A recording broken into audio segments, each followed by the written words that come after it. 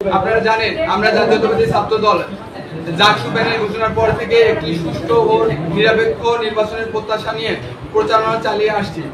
সাধারণ শিক্ষার্থীদের বিপুল সাড়া পেয়ে আমরা যখন জাকসুতে পূর্ণ প্যানেলে বিজয়ের আশা করছি, ঠিক ভোট গ্রহণের আগের রাতে বিভিন্ন সামাজিক যোগাযোগ মাধ্যমে দেখতে পাই যে জামাতি ইসলামের কোনো এক অখ্যাত কোম্পানি থেকে ক্রয় প্রক্রিয়া যথাযথ অনুসরণ না করে নির্বাচন কমিশন জাকসু নির্বাচনের ব্যালট পেপার ও ভোট গ্রহণের ওএমআর মেশিন সরবরাহ করেন।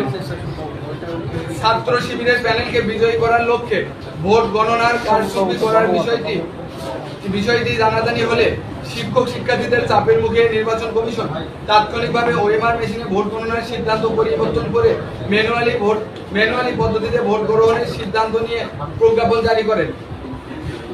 কিন্তু একই কোম্পানির সরবরাহকৃত ব্যালট পেপার দিয়ে আজকে নির্বাচন অনুষ্ঠিত হচ্ছে।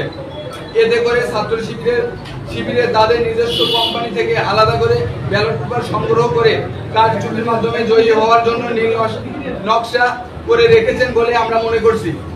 বিষয়টি নির্বাচন কমিশনকে জানালে এবং নতুন ব্যালট পেপারের মাধ্যমে ভোট গ্রহণের দাবি জানালে নির্বাচন কমিশন আমাদের দাবি না মেনে জামাত ইসলামের কোম্পানির ব্যালট দিয়ে ভোট গ্রহণের সিদ্ধান্ত নেয়। এই কোম্পানি এই রকম পক্ষপাতমূলক আচরণের জন্য আমরা নির্বাচন কমিশনের প্রতি তীব্র ক্ষোভ ও নিন্দা প্রকাশ করছি।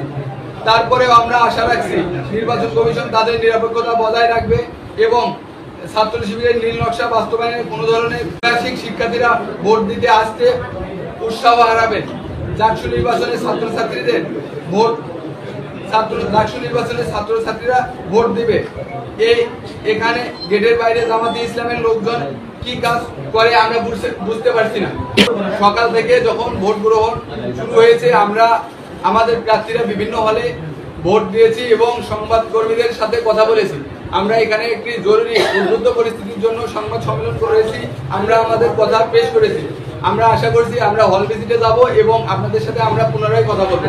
সেই হলে যাওয়ার ফলে যেহেতু মেয়েদের হল, এখানে ছেলে মানুষ বা পুরুষ মানুষ ঢুকলে ঘন্টার ব্যবস্থা আছে, সিগন্যালের ব্যবস্থা আছে। তারপরেও আমরা দেখেছি যে ওখানে যারা দায়িত্বশীল শিক্ষক শিক্ষিকা বা কর্মচারীরা আছেন ওনারা উদাসীন ভূমিকা পালন করছেন। ভোট কেন্দ্র একদম ফাঁকা রেখেছেন, যার জন্য ওখানকার যারা জাল ভোট দিচ্ছেন তাদের একটি অংশ মব ক্রিয়েট করার চেষ্টা করছেন।